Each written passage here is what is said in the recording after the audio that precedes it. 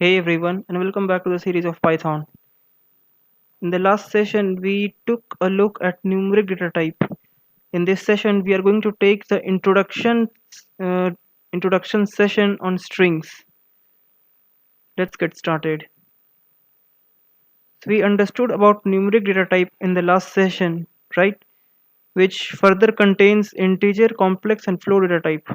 Now, in this session, we're going to take a look at strings data type, which comes under sequence data type.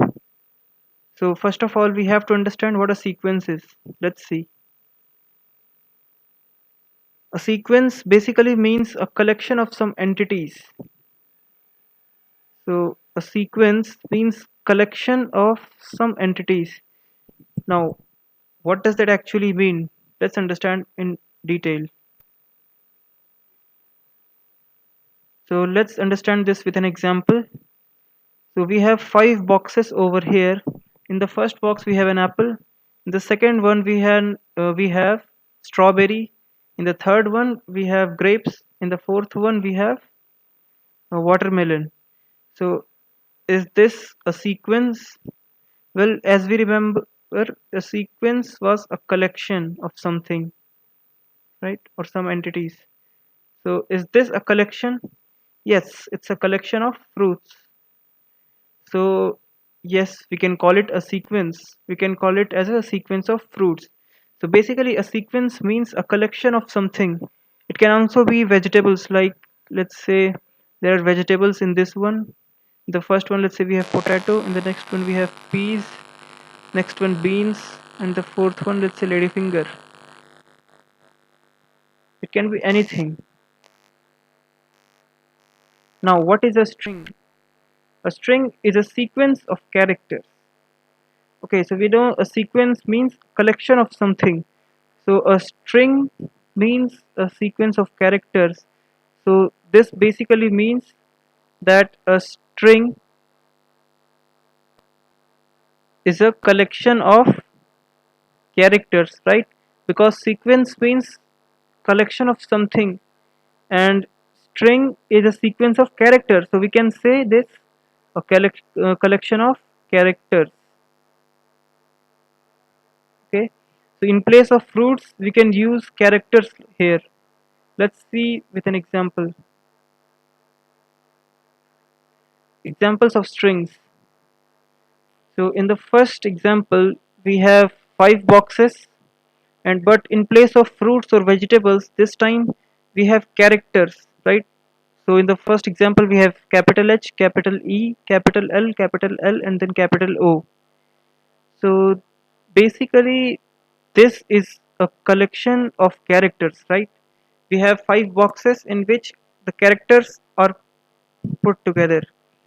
So basically, we can call this a string because string was a sequence of characters, right? Sequence of characters. And so these things are nothing but characters over here. In the second example, we have WELL with capital W. This is also a string, right? Because again, it's a collection of characters this time. Now, let me just show you something. First of all, let's go ahead and open up Ideally. Alright, so in Ideally, let's say we have to represent this string, right? This capital H to capital O, this whole thing. So we don't have any tool in Ideally to draw boxes or something like that, right? We can only type here. So how do we actually represent this string? So in Python, we represent the strings using double or single quotation marks.